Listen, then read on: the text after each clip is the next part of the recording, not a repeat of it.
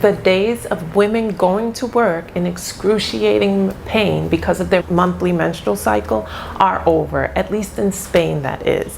Before I get into this groundbreaking legislation, this is the legal code, and on this channel we discuss various legal topics so that you know what's going on around you. Occasionally we touch on celebrity shenanigans, but only if there's a legal theme to what's going on in their life and that you can learn from their mishaps, because they have public lives and we can always learn something from the shenanigans going on around us. And if you like that sort of thing, please don't forget to like and subscribe, and of course share with anyone else who you think will find value in this sort of content. Also, I want to introduce that I started a new YouTube channel. It's called Access Wellness Abroad, and it's a channel dedicated to discussing how various countries have adopted different policies to encourage wellness in their countries. And it's an opportunity for you, if you're located in the United States, to see what other countries are doing to encourage wellness and health in their society. Also, within that, I'm inviting you to partake in a trip, a wellness trip abroad to Colombia in South America. It's a 2-week trip where you will be allowed to access medical facilities, healthcare, and dental care at a fraction of the cost that you would pay in the United States. There's so many Americans, it's around almost 50% of Americans that do not have healthcare or have inadequate healthcare, that don't cover implants or crowns or any sort of complicated dental procedures, even if you have health insurance. So if you're one of those Americans who just have inadequate healthcare and you need to have your teeth fixed, this is really a great opportunity for you to sign up, come to Colombia, and get the care that you need at a fraction of the cost of what it would cost in the United States. And if you're curious about the healthcare in the United States compared to Colombia, and you think Colombia's healthcare is not as effective and they may be using prehistoric equipment, au contraire. Colombia's medicine is very developed. It is ranked 22nd in the world, whereas the United States and Canada ranked 37th, I believe, respectively. United States and Canada are ranked lower than Colombia. And most of the major hospitals in South America happen to be located in Colombia. So I just give you that as an example as to how robust and extensive healthcare is in Colombia, with 95% of Colombians having access to healthcare.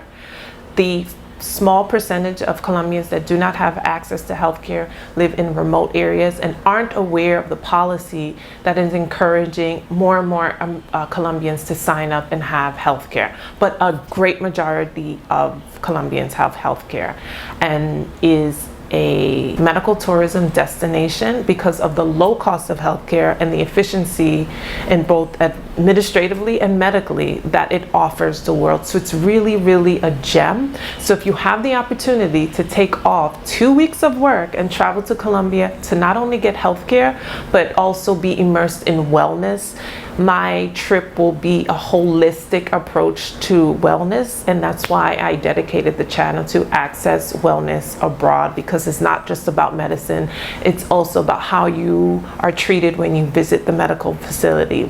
It's about sunlight, it's about healthy food, it's about without pesticides, it's about friendly people. It's about exercise, it's about walking, it's about taking time to rest. So all of that will also be included in the trip. So not only will you have the opportunity to see physicians or to see a dentist at a fraction of the cost, you'll also be able to tour and see the vibrant culture of Colombia, and also have the opportunity to work with our yoga instructor and our trainer and meditation. So all of that will be included in the trip. So it's a very, very rich trip. It's for 2 weeks, which I know is ambitious, but hopefully you have the time off of work, and it's during the summer. So we expect this trip to be around July 2023. I'm not exactly sure the dates as of yet, but as soon as I know, I will let you know. But again, it's a 2-week trip. So if you have FMLA, I'll discuss that a little bit in this video. This is a really, really good time for you to take charge of your health, because the government of the United States is not going to save you. They don't care about you being healthy. They don't care about your wellness. You have to take your health into your own hands. And if you do have the money to pay $6,000–7,000 for an implant, you have the money to come to Colombia and pay a fraction of that. I'm talking about 60 to 70% less than what the United States is charging for just the implant. So join me on this trip. It will be a life-changing experience for you, and you'll get to see the beautiful culture. So now that we are done with that spiel, let's get into this legislation, this groundbreaking legislation. Spain is leading Europe in being the first country to allow women to have menstrual leave. So they now have the option to stay home for 3 to 5 days, or extend it if they have the documentation from a physician, if they feel uncomfortable during their periods. It is the first nation in Europe to pass this sort of legislation and to grant women this level of support in the workplace, and it's paid leave. And if you're a woman, you will appreciate this type of law. Cramps, dizziness, nausea, and vomiting for many women. So the law requires a doctor's note, and the public social security system will foot the bill for the woman to actually see the doctor. Out of 185 votes cast in the parliament, 154 were in favor of the menstrual leave. And Spain is not alone in this new legislation. Women are also provided time off during their periods in Japan, Indonesia, and Zambia. And several organizations have also voiced opposition to this plan, saying that it may lead or increase stigmatization of women who have periods. The main labor organization in Spain, the Union General de Trabajadores, has criticized the measures. And according to the group, they say that this law can stigmatize women in the workplace. And I don't see how that could be the case. Stigmatize them how? That men know that women get their periods? But I don't see that. I think that's just ridiculous to assume that there's any further stigmatization towards women who decide to use this policy and accept that the government is supporting them and know that their bodies are different from men. What do you think? Let me know in the comment section. Do you think this sort of legislation can further stigmatize women or liberating women? I can't see it being an avenue for further stigmatization of women in the workplace, because all men know women receive their periods, and then they have these snarky jokes they make about women anyway, like, oh, she must be on her period, that's why she's in a bad mood. Oh, she must be late because she's on her period. So I don't think it discourages any more misogyny that's in the workplace already. But let me know. As a matter of fact, I think it gives women grace in the workplace to say that our bodies are different, we should be treated differently because of that, and there should be legislation in place that protects women's body. Or do you think women would abuse this policy and want to stay home even though it's not their cycle, and that leaves for women to abuse it instead of going to work? I don't necessarily think so, because most workplaces have the remote workplace model in place. So I asked Sandra, my dear friend who also works with me, about the policy, because she's located in Spain. She lives in Spain. She works for a Canadian company, but that doesn't matter because the Spanish legislation trumps. If that company is operating in that nation, then the Spanish legislation will trump. And she said she hasn't used it. She doesn't need to use it. And other women that she works with don't need to use it. So as you can see, it is earmarked, and the women can police themselves and not abuse it unless they need it. And so they're working on the honor code system, which I think is remarkable, not policing women. Like, do you really have documentation of severe cramps or fibroids that require you to come home? No.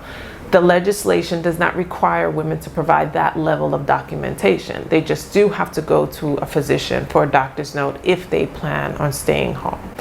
So that is my account of it in regards to how frequently women are using it. She's located in Spain, and she said she hasn't used it since it was unveiled, I believe, in January or February of 2023. But let me know if you know more about this policy. This law in Spain also includes a new paid prepartum leave for women at the 36th week of pregnancy. So up until the moment of birth, women are allowed to stay home. The provision of also contraceptives, the morning after pill, as well as, which I thought was really interesting, the prohibition of surrogacy, declaring the practice a form of violence against women. And many other countries are also banning surrogacy. Now, proponents of the ban of surrogacy say that the law turns children into a product with an exchange value, and surrogacy exploits women's bodies exclusively for childbirth, just to hand them over to families and to people who asked her to give birth to it in exchange for money.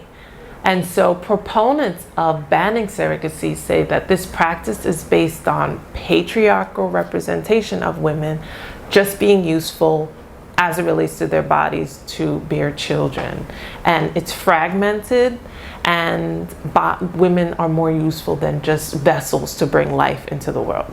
So as you can see, compared to the United States, which has FMLA for new mothers, other countries are adopting very robust policies. Now, if you're not aware, FMLA requires 12 weeks of unpaid leave annually for mothers of newborn or newly adopted children if they work for a company with 50 or more employees, or for the federal government. So this already separates a segment of women who will not qualify. FMLA only ensures the job security of the new mother employee, but does not protect employees. For companies that offer paid leave, receiving the correct payment from being on leave is between the person and the firm for which they work. Because of that 50 or more employees threshold, this already leaves out 40% of women who do not qualify for the Family Medical Leave Act. And only 12% of women who work in the private sector have access to any sort of paid maternity leave, because it's up to the discretion of the state in which they work, as well as whether or not the company wants to adopt this policy. So as you can see, there's still a lot of women who don't have access to FMLA. So if a woman works for a company located in a state and that company has 50 or more employees, she may be entitled to unpaid leave. And the paid part has to be worked out between the employer and the woman. It's not a guaranteed right. The only states right now with active policies, FMLA policies, California, Rhode Island, and New Jersey. Very short list. And 25% of women are forced back to work within 2 weeks of giving work because of the unpaid leave in order to support their families. And America says they care about the children. The United States is the only high-income country to not offer paid maternity leave on a federal level, meaning that this is the law at a federal level. All states must implement it. Paid leave is guaranteed in 178 other countries, the United States not being one of them. And I think everyone can agree that these facts are pretty dismal and disappointing. And as a country, the United States has failed to adapt to the changing tide, where the workplace is about 50% women. Women make up a significant portion of the United States GDP, and women are not men and face a whole host of challenges, especially during their childbearing ages. And that should be accounted for in the legislation. But of course, it is not. But other countries are moving in the direction to earmark and treat women differently, not in a discriminatory way, but a holistic way to say you're different. Therefore, we want to implement policies so that you can be a participant in the workforce, in our GDP, so that we can grow and evolve as a country. If women didn't work, the United States would not be able to maintain the economic status that it has.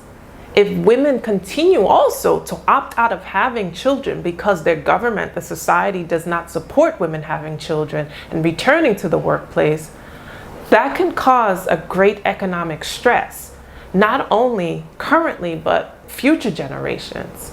And for the majority of US workers at companies with fewer employees than 50 employees, there's no legal requirement for paid leave or unpaid leave. So like I mentioned, 25% of women give birth and 2 weeks later have to return to work in order to support their family. The United States, again, is the only country among the 38 members Organization for Economic Cooperation and Development, OECD, that does not pass laws that require businesses and corporations to offer paid maternity leave to their employees. What do you think about this? Again, this is a channel that's dedicated to discussing various legal topics.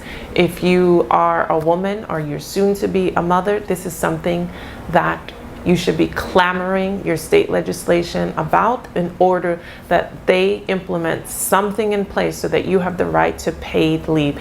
Even just a few months ago, I remember seeing an interview with a woman who was currently working at a company in a state that did not offer her paid medical leave, and she wanted to have children. Or was it she wanted to have children?